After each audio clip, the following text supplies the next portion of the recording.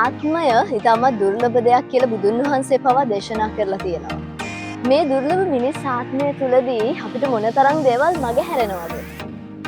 අපිට මොනතරම් දේවල් මේ ලෝකේ බලන්න තියෙනවද? ඉතින් මම පුළුවන් තරම් උත්සාහ කරනවා මගේ මේ ජීවිත කාලය තුළ මට බලන්න පුළුවන් උපරිම දේවල් උපරිමයෙන් බලන්න.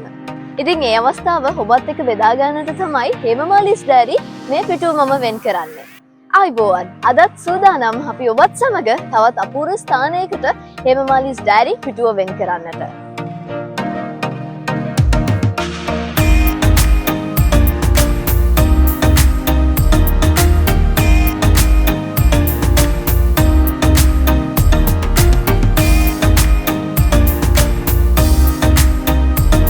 මම දැන් ඉන්නේ නක්කාවිට කියන ග්‍රාමීය ප්‍රදේශයේ. නක්කාවිට තියෙන්නේ කෑගල්ල දිස්ත්‍රික්කයේ දැරණියගල නගරේ. නක්කාවිට කියන ගමේ අනන්‍යතාවය තමයි මේ පාලම. මේ පාලමේ යටින් ගලා බහින්නේ මාගල් ගඟ. මාගල් ගඟට උඩින් එළලා තියෙන මේ පාලම තමයි නක්කාවිට සංගිලි පාලම.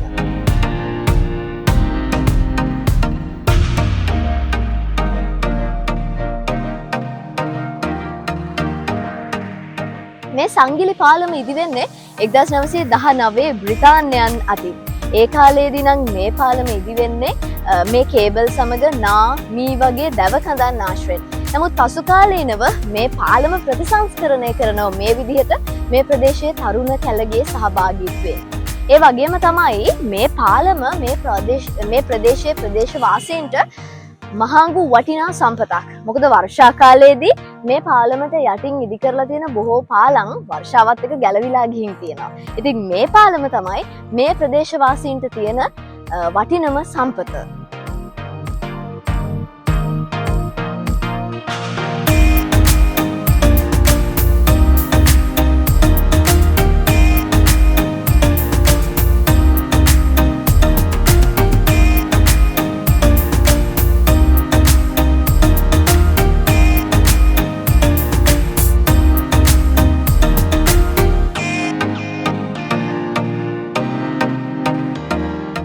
සීතාවක ගඟේ අතු ගංගාවක් වුණු මේ මාගල් ගඟ උඩින් තමයි නක්කාවිට පාලම දිගෑරෙන්නේ.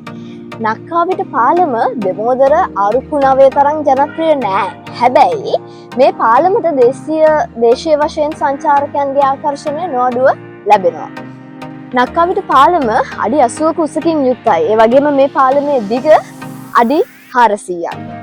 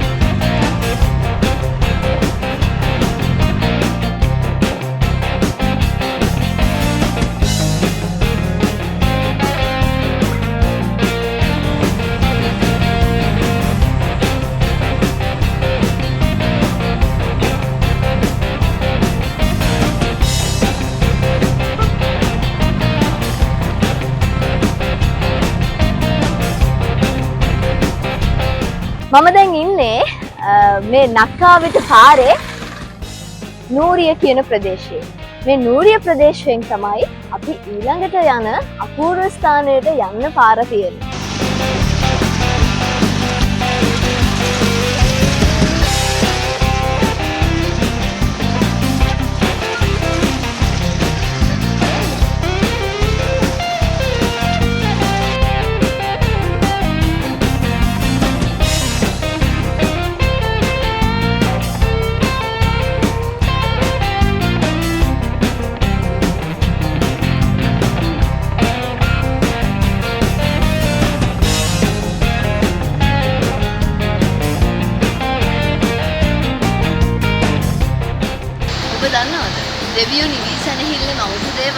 පේන්න තියෙන්නේ නැහැ.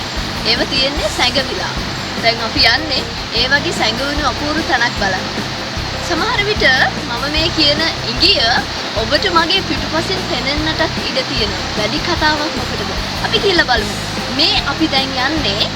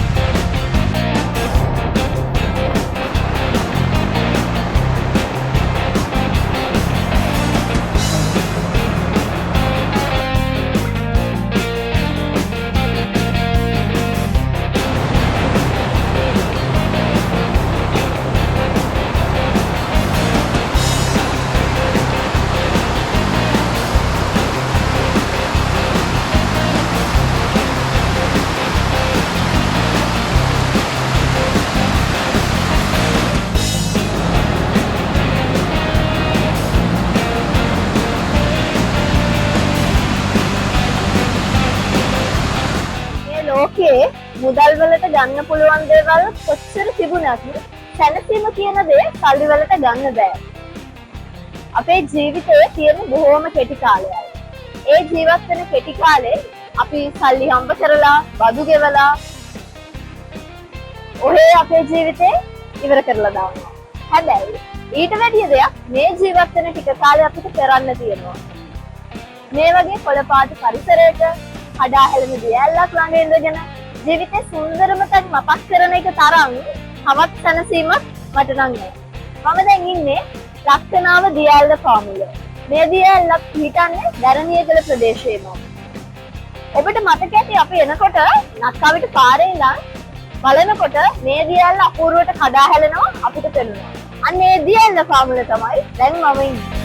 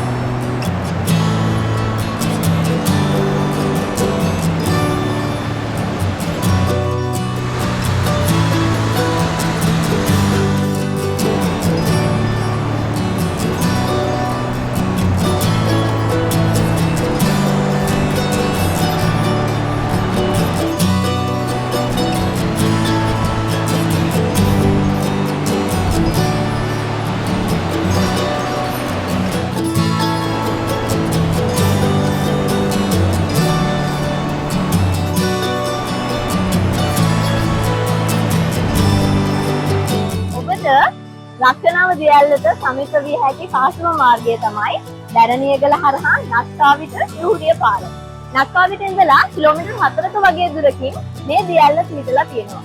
ඒ වගේම තමයි ඒ එන අතර වාරයේදී ඔබට තවත් සුවිශේෂී පාරක් මුණ ගැහෙනවා. ඒ තමයි කවුරුත් මේ දිනවල වැඩි විශේෂයෙන් කතා වෙන දැරණියගල හරහා ශ්‍රීපාදස්ථානයට යන්න තියෙන පාර. ඒ පාරේ කිලෝමීටර් 54ක වගේ දුරකින් ඔබට ශ්‍රීපාදස්ථානයට ළඟා වෙන්නට පුළුවන්. ඉතින් මේ තමයි අද අපේ ගමනාන්තය. මේ සුන්දර ඉසව්වෙන් අද අපි අපේ ගමන නිමා කරනවා. ඒ වගේම අපි පොරොන්දු වෙනවා තවත් මේ වගේ සුන්දර වූ ස්ථානයකින් ඔබව හමු වෙන බවට. එසේනම් මේ අලුත් අවුරුද්ද ඔබට සාමය සතුට සෞභාග්‍ය සපිරි සුබ අලුත් අවුරුද්දක් වේවා.